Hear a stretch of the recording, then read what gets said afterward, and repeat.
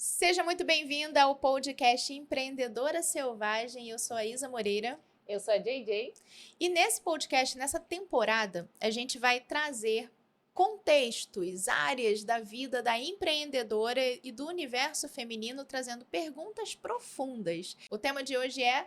História de gênero. E eu já tô aqui com as minhas perguntas. Bora começar? Bora começar. O que você viveu na infância ou adolescência que só depois você entendeu que era uma imposição de gênero? Nossa, eu tenho uma história da minha infância que traz muito essa questão de gênero. Eu devia ter uns 9 anos, estava sentada no chão da cozinha da minha avó, e a minha avó, ela estava cozinhando, e enquanto isso ela ficava falando, não, porque quando você casar, porque quando você tiver seus filhos, porque aí, quando você casar, e ela repetiu aquilo umas 3, 4 vezes e estava me incomodando, porque eu era uma criança que já queria outras coisas para além do casamento.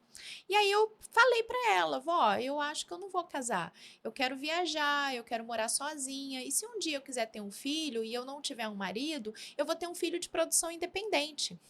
Nossa, a minha avó, ela foi tentando argumentar, mas ela foi ficando nervosa, e aí teve uma hora que o argumento dela foi assim, então tá, então você vai ser uma mulher desviada. E ela começou a ficar muito alterada. E é tanto que a minha tia precisou vir na cozinha e falou assim, cala a boca, porque a sua avó vai passar mal por sua causa. E ali, né, manda quem pode, obedece quem tem juízo. Calei minha boquinha dentro dos meus 9 anos, mas dentro de mim, o que reverberava era, então tá, então eu só tenho um único caminho na vida, que é casar e ter filho. Qualquer outra coisa que eu quiser fazer, eu não vou poder. Então isso foi bem forte para mim. Caramba, isso é uma coisa muito comum, né? Acho que a coisa mais comum para mulher é a questão do casamento, né? Dessa fórmula de sucesso para a mulher que vem ser o casamento. Não, parece que é a coisa mais importante ou às vezes até a única coisa. Você pode ter coisas periféricas, mas tudo rodando em torno de um casamento. Aí se você não quer isso, quando eu tinha 9 anos, eu tô falando o quê? De 79, eu tô falando dos anos 80, eu tô falando de 1988. Então, quer dizer, não existia outra possibilidade. Só que eu queria outra possibilidade. Então, é muito injusto com a criança, né? Totalmente. Bora então para a próxima pergunta. Bora. Eu quero saber o seguinte: você já viveu algum momento marcante que você sentiu que a sua voz não era levado a sério só por ser mulher? Teve um dia específico que foi muito difícil ser mulher. A Alice, minha filha, estava com uns 2 aninhos e a gente estava, eu, meu marido e ela no meu colo, dentro de um consultório de um pediatra, homem. E eu estava contando para o pediatra que eu estava passando um aperto muito grande com ela por uma questão de restrição alimentar. Ela estava, o paladar dela não estava contribuindo, ela estava muito resistente a comer e eu estava realmente numa fase difícil, ela estava se alimentando muito mal e eu estava explicando isso para o pediatra. E o pediatra, por algum motivo, ele achou que a responsabilidade era só minha. Ele ficou 20 minutos me dando um esporro, assim, ele me colocou abaixo de zero. E o que mais me incomodou ali naquele caso não era o esporro, né? Eu era mãe dela, então eu precisava realmente de orientações. Mas a grande questão é que naquele consultório existia uma mãe e existia um pai. Mas o esporro era 100% direcionado para mim, como se eu fosse a única responsável pela alimentação da minha filha. Eu escutei calada até o final. No final, o pediatra abriu a agenda. Agora vamos agendar a próxima consulta. E aí eu falei assim, não vai ter próxima consulta. Aí ele olhou para mim, ajeitou o óculos assim, como assim não vai ter próxima consulta? Não vai ter. Você é um excelente profissional tecnicamente, mas quem paga essa consulta sou eu.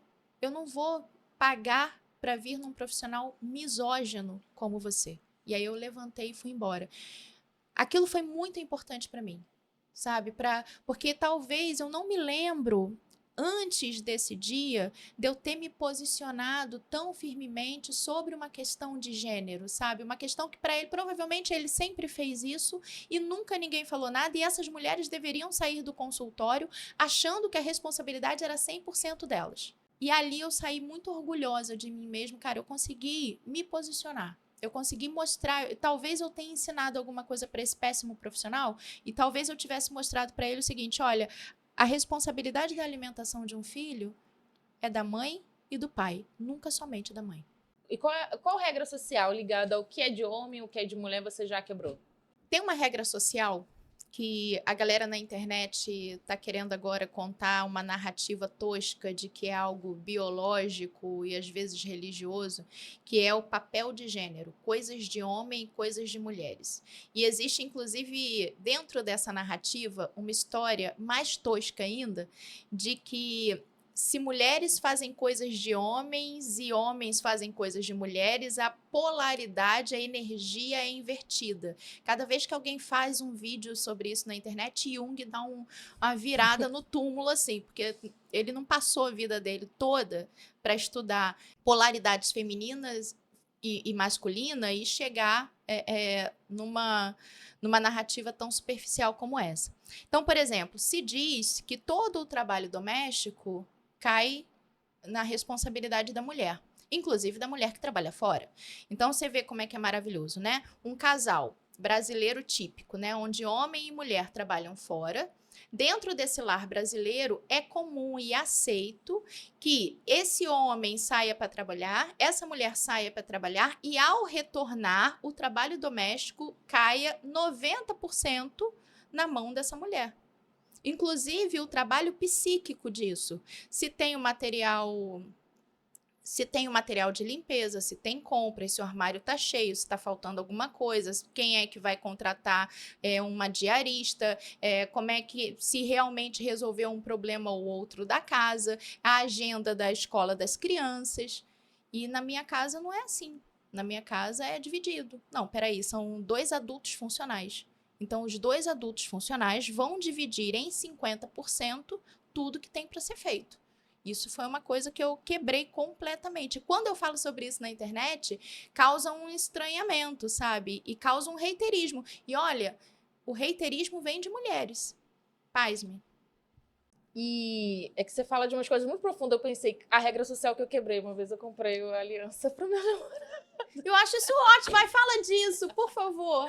Qual foi a regra social que você quebrou? Então, a regra social que eu quebrei, eu comprei uma aliança de compromisso pro meu namorado. Porque todo mundo espera que é o homem que compre. Exatamente. E a minha família, assim, todo mundo chocado. Nossa, não acredito até hoje, assim, aquela risada. Nossa, como você teve coragem, né, de fazer isso, de pedir em namoro. De pedir em namoro. Exatamente. E as pessoas ficam muito chocadas com isso, né? A mulher, ela precisa ser escolhida pelo homem sempre, né? Não tem a possibilidade dela escolher, dela querer aquilo e ela ir atrás. Então, você lembra de Cinderela? Você gostava de Cinderela quando você era criança? Eu não era muito, assim, fã das princesas. Ai, eu adorava. Assistia, mas não... Eu queria ter adorado menos as princesas. Porque a minha mãe me deu um livro da Cinderela e era um livro ilustrado, lindo. E eu ficava lendo e relendo aquela história, assim, umas 80 vezes quando eu era criança. E vendo aquelas imagens, e aí eu desenhava aquela Cinderela. Só que, na realidade, a história é terrível. Porque, tipo, o rei acha que o filho dele precisa casar. Aí o que o rei faz? Meu filho maravilhoso vai casar, então reúne todas as mulheres da cidade, todas vão se arrumar para ir para dentro de um salão. O príncipe vai dançar com todas elas e vai escolher a dedo qual ele quer. E todas essas mulheres estão ali para competir pela atenção e pela escolha do príncipe. Pelo alecrim dourado. É muito bizarro isso. E eu assistia isso quando eu era criança, eu ficava assim, ai, meu Deus. Um dia vai ser eu. Um dia eu vou ser escolhida. Um dia eu vou ser escolhida. Entendeu? Então, cara, esse contexto é absurdo para tudo que a gente vai reproduzir depois nos relacionamentos. Então, óbvio que quando você compra um anel de compromisso e dá pro seu namorado, você choca a sua família, porque, tipo, você inverteu a lógica da Cinderela. É como se você fosse o príncipe e ele fosse o Cinderelo, entendeu? Como assim? Não pode. Um princeso, não é mesmo? Um princeso. Bora para a próxima pergunta, então. Você já se sentiu diminuído em um espaço profissional? Como é que foi? Quem que fez isso? Como é que foi essa situação? Eu não me lembro em espaços profissionais eu me impunha muito nos espaços profissionais que eu estava. Eu precisei, inclusive, gastar bastante energia do meu tempo e da minha trajetória me impondo como profissional só porque eu era mulher. Mas eu lembro de situações ao meu redor que me causaram muita tristeza. E tem uma que foi responsável pela minha transição de carreira para que eu me tornasse empresária. Eu trabalhava no mercado automotivo e eu era gestora de qualidade total. E abaixo de mim tinha um departamento de saque. Então a gente contratava operadoras de telemarketing para esse saque. Eu já não fazia mais esses processos direto, tinha uma supervisora abaixo de mim que fazia isso. Só que nesse dia eu estava nessa filial e eu gostava muito de fazer processos seletivos, dinâmicas, e ela me chamou para fazer. Isa, aproveita que você está aqui, vamos fazer o processo juntas. Fizemos o processo e selecionamos uma moça que era a mais aderente àquela vaga. E aí eu mandei a ficha da moça para o Recursos Humanos, para a moça ser contratada e começar na próxima segunda-feira. Passou meia hora, eu fui chamada na sala da diretoria. E aí eu sentei lá, a ficha estava na mão da diretora, uma mulher. A diretora botou a ficha para mim. Por que você está contratando essa moça? Eu falei assim, nossa, ela foi muito bem na dinâmica de grupo e ela foi a melhor candidata. Então, mas a fulaninha do RH me falou que ela é sapatão. Ela tem bastante jeito de menino. E ficou muda. Como se isso significasse alguma coisa. E eu fiquei olhando para ela. Eu falei, vamos lá, vamos desenvolver essa conversa, né? E aí ela viu que eu não ia falar nada, ela continuou. É porque eu não acho adequado para a empresa. Eu falei, mas a senhora não acha adequado em que sentido? Não, eu não acho adequado porque se a gente precisar dela na recepção, a gente precisa de uma moça feminina. Ela não vai poder atender na recepção. Aí eu falei, mas ela é muito competente no que ela faz. Ainda assim, eu nem estou contratando ela para recepção. Não seria um problema. Eu estou contratando ela para dentro de um saque. Não, eu sei. Mas e se ela der em cima de você? Eita. Eu falei, ué. Mas então, porque a moça tem uma orientação sexual, quer dizer que essa moça, ela passa por cima de limite? A senhora nunca me perguntou sobre os homens dessa empresa que dão em cima de mim? Por que a preocupação da moça dar em cima de mim? E aí, no final, ela não tinha mais argumento, ela falou só apenas, eu não quero. E eu desci com a ficha daquela moça, e ali, se eu tivesse dinheiro para me bancar, eu teria ido direto para o RH e teria pedido a minha demissão. Eu não tinha dinheiro para me bancar, eu precisava daquela empresa.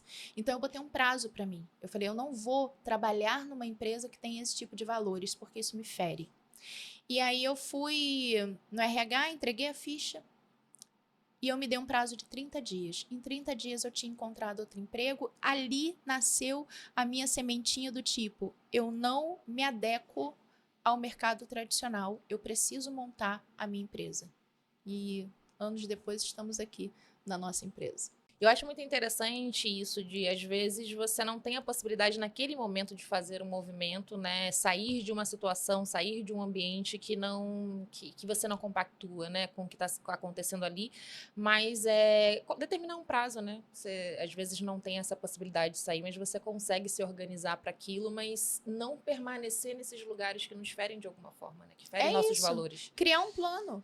Você não pode achar que aquilo ali é o que resta e aceitar simplesmente. Criar um plano mesmo. Quando que eu saio disso daqui? Quando que eu não vou ter mais essa vida? Eu quero uma data na minha mesa agora. E aí você determina aquilo, vai lá e executa. Essa daqui é boa, hein? Para você, qual a coisa mais perigosa que ainda romantizam em relação ao papel da mulher na sociedade? A coisa mais perigosa que romantizam do papel da mulher na sociedade é o cuidado. Essa santificação, essa romantização do cuidado, o cuidado sendo um trabalho infinito e não remunerado. Por exemplo, outro dia eu estava lendo um texto sobre os velhinhos da praça. Que os velhinhos ficam em algumas praças nas cidades no Brasil e eles ficam jogando dama, gamão e tal, aí às vezes jogam milho pro pombo.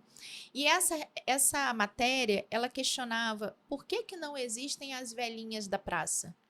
Porque elas estão em casa cuidando da casa do velhinho da praça. Quem é o velhinho da praça? É o cara que trabalhou a vida inteira, aposentou e agora ele está descansando. E quem é a velhinha que está em casa? É a mulher que trabalhou a vida inteira, mas agora ela está em casa trabalhando, porque o trabalho de casa não acaba. Não existe a velhinha da praça por causa disso, né?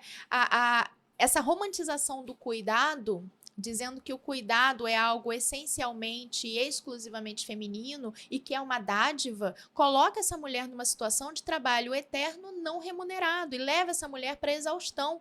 A gente tem índices muito preocupantes de saúde mental, doenças mentais desenvolvidas sobretudo por mulheres, porque elas estão exaustas. Mas existe ali, né, uma romantização de que é lindo essa mulher que cuida de todos. E aí, para cuidar de todos, ela inclusive esquece como que ela cuida dela mesma. Eu tô chocada. Eu nunca Parou parei para pensar. que não existe a velhinha da praça. Aonde você viu? A velhinha da praça, aí passa o garotinho correndo, aí ela olha assim, não tem. Não tem. Elas estão em casa, lavando uma louça, lavando o banheiro. Do velhinho. Fazendo a comida. Chocada. Essa é a última pergunta do nosso episódio, então bora lá. Por que tantas mulheres Sucedidas. Por que tantas mulheres bem-sucedidas ainda se sentem impostora?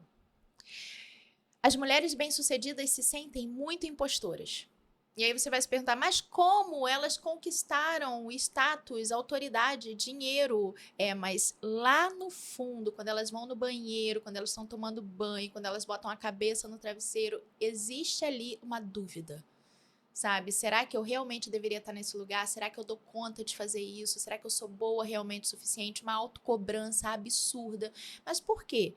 A gente não tem referência, né?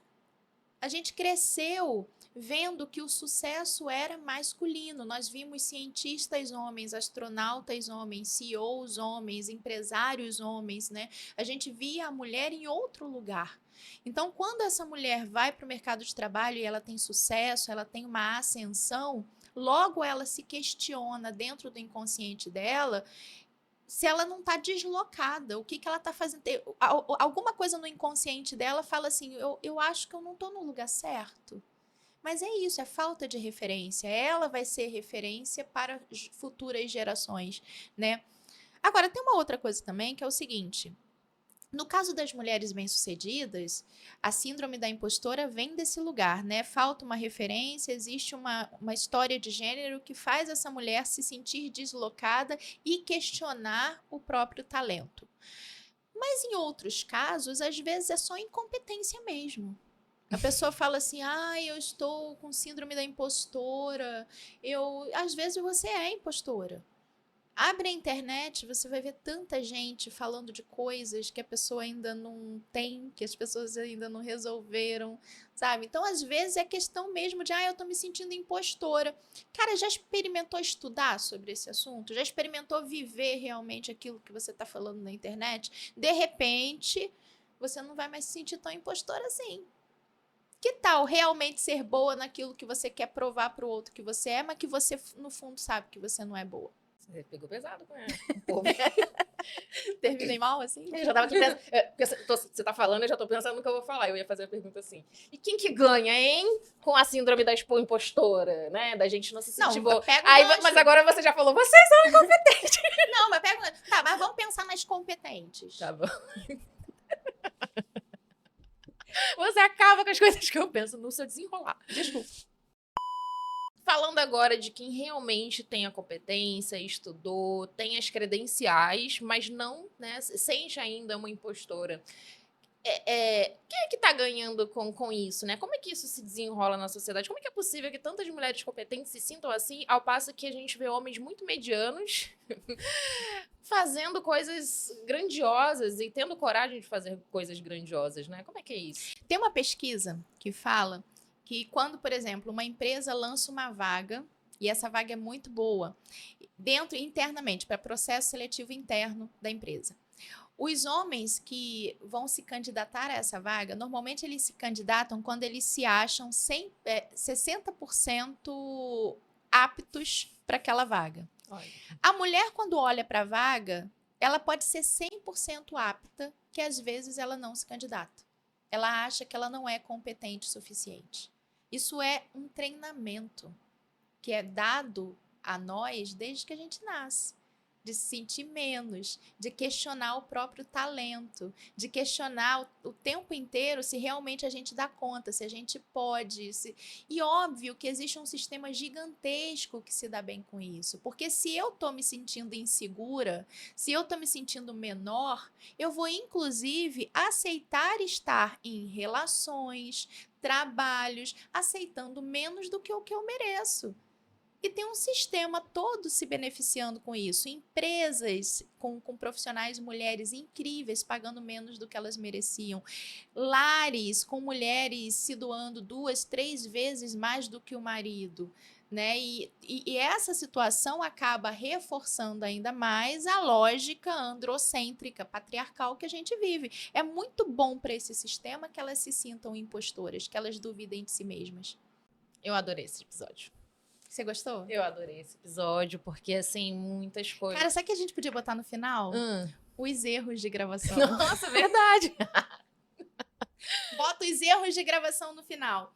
E, ó, eu também adorei fazer esse primeiro episódio. Eu espero que você tenha gostado também. Dá um like, assina o nosso canal para você ficar sempre ligado em tudo que a gente fizer por aqui. E comenta aqui embaixo qual foi o principal insight que você teve nesse episódio. Um beijo, até o próximo. Beijo. Profundas. O tema de hoje é... História da mulher. É a história da mulher? História de gênero. Desculpa. Coisa que eu quiser fazer, eu não vou poder. Então, isso foi bem forte pra mim.